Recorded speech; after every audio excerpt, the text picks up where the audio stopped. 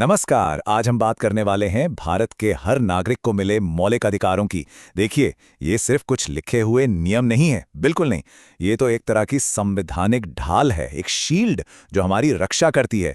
तो चलिए आज इसी ढाल के पीछे की असली ताकत को समझने की कोशिश करते हैं।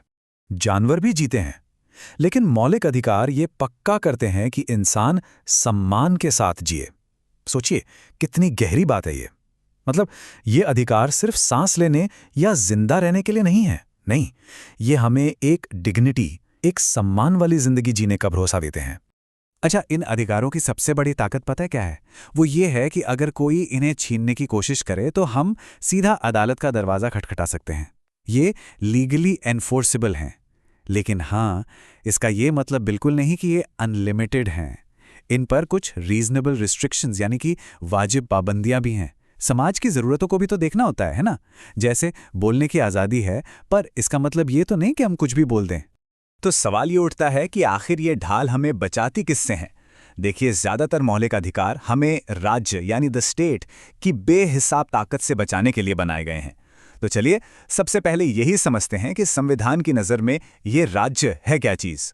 संविधान का अनुच्छेद 12 यानी आर्टिकल 12 इसी राज्य को डिफाइन करता है। अगर एकदम सीधे साधे शब्दों में कहें तो ये वो संस्था है जिसके खिलाफ हमें ये प्रोटेक्शन, ये सुरक्षा कवच दिया गया है। तो कौन कौन आता है इसमें? इसमें आती हैं हमारी केंद्र और राज्य सरकारें, संसद और राज्यों की विधानसभाएं, यहाँ तक कि लोकल लेवल पे पंचायतें और नगर पालिकाएं भी। और तो और LIC और ONGC जैसी सरकारी कंपनियां, ये सब भी राज्य ही हैं। मतलब मोटे तौर पर लगभग हर सरकारी इकाई इसके दायरे में आ जाती है। लेकिन यहाँ एक मजेदार बात भी है। सुप्रीम कोर्ट का कहना है कि BCCI यानी जो बोर्ड भारत में क्रिकेट चलाता है, वो राज्य नहीं है। तो आप देख रहे हैं, इस परिभाषा की भी अपनी कुछ बारीकियां हैं, अपने कुछ पेज हैं। अब आता है अनुच्छेद 13, और ये इन अधिकारों का असली पावर हाउस है। ये कहता है कि कोई भी कानून, चाहे वो अंग्रेजों के ज़माने का हो या आज का, अगर वो मौलिक अधिकारों से टकराएगा तो हमारी अदालतें उसे अमान्य यानी वॉइड घोषित कर सकती हैं। इसी कमाल की पावर को जुडिशियल रिव्यू या न्यायिक समीक्षा कहते हैं। चलिए अब अपनी ढाल के पहले और शायद सबसे जरूरी सिद्धांत की बात करते हैं। ये है समानता का अधिकार। संविधान में ये अनुच्छेद 14 से लेकर 18 तक दिया गया है। अब देखिए, अनुच्छेद 14 में समानता के दो पहलू हैं। पहला है कानून के सामने बराबरी, जो हमने ब्रिटिश कानून से लिया है। इसका सीधा सा मतलब है कोई भी कानून से ऊपर नहीं है।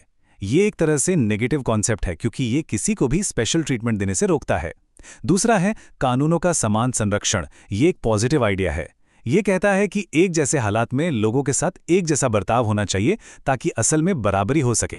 तो आप सोच रहे होंगे, भाई इन दोनों में असली फर्क क्या है? चलिए इसे एक बहुत ही सिंपल से उदाहरण से समझते हैं। जरा सोचिए, एक सड़क किनारे ठेला लगाने वाला और एक अरबपति, दोनों से एक ही ट्रैफिक नियम टूट जाता है। मान लीजिए रेड लाइट जंप हो जाती है।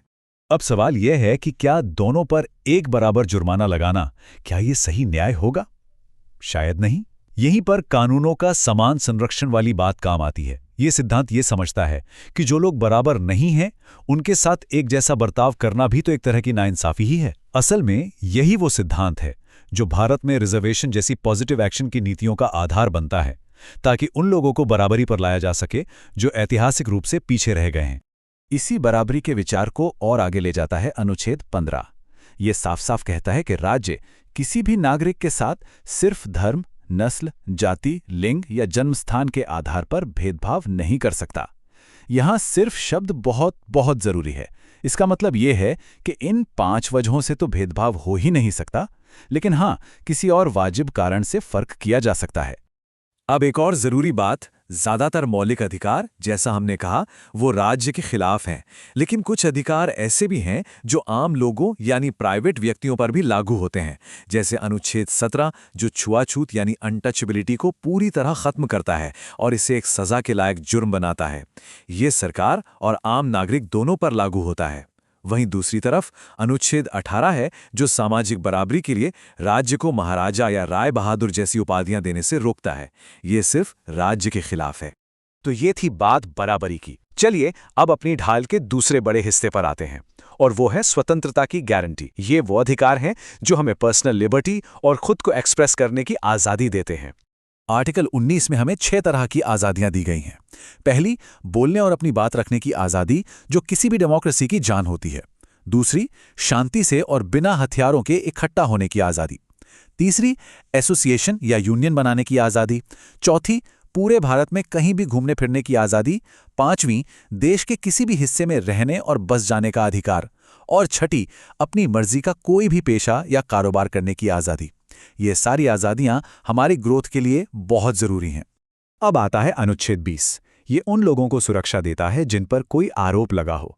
इसमें 3 ज़रूरी बातें हैं। पहली, मान लीजिए किसी ने कोई काम किया और बाद में उस काम के लिए सज़ा बढ़ा दी गई, तो उसे बढ़ी हुई सज़ा नहीं मिल सकती। दूसरी, एक ही जुर्म के लिए किसी को 2 बार सज़ा नहीं दी जा सकती। और तीसरी, किसी को भी अपने ही खिलाफ गवाह बनने के लिए मजबूर नहीं किया जा सकता। ये सब एक फेयर ट्रायल के लिए बहुत ज़रूरी है। और अब बात करते हैं आर्टिकल 21 की, जिसे मौलिक अधिकारों की जान कहा जाता है। ये कहता है कि कानून की तय प्रक्रिया के बिना किसी भी इंसान की जान या उसकी पर्सनल लिबर्टी नहीं छीनी जा सकती। और पता है, सुप्रीम कोर्ट ने इस एक लाइन की व्याख्या इतनी बड़ी कर दी है कि इसमें साफ हवा पानी का अधिकार, प्राइवेसी का अधिकार और सम्मान से जीने का अधिकार सब कुछ शामिल हो गया है। चलिए, अब जरा इस पूरी बातचीत के सबसे प्रैक्टिकल हिस्से पर आते हैं। ये ढाल, ये शील्ड असल में तब कैसे काम करती है जब राज्य किसी को गिरफ्तार कर लेता है। आर्टिकल 22 गिरफ्तारी के वक्त हमें 3 बहुत ही जरूरी अधिकार देता है। नंबर 1, आपको गिरफ्तारी की वजह जानने का पूरा हक है। नंबर 2, आपको अपनी पसंद के वकील से सलाह लेने और अपना बचाव करवाने का अधिकार है। और नंबर 3, गिरफ्तारी के 24 घंटे के अंदर अंदर पुलिस को आपको किसी मजिस्ट्रेट के सामने पेश करना ही होगा। हाँ, इसमें आने जाने का टाइम शामिल नहीं होता। देखिए, ये नियम सिर्फ कोई फॉर्मेलिटी नहीं है, ये बहुत ज़रूरी है ताकि पुलिस अपनी मनमानी ना कर सके और पूरी प्रक्रिया पर एक जुडिशियल चेक बना रहे। ये असल में राज्य की ताकत और एक आम इंसान के अधिकार के बीच बैलेंस बनाने का एक तरीका है। तो जैसा कि हमने देखा, ये अधिकार एक नागरिक के लिए एक शील्ड, एक ढाल की तरह है। लेकिन एक सवाल हमेशा बना रहता है, और वो ये है कि एक इंसान की ढाल कब दूसरे इंसान की आज़ादी में दखल देने लगती है। अधिकारों का यही संतुलन शायद हमारे लोकतंत्र का सबसे बड़ा और सबसे ज़रूरी सवाल है।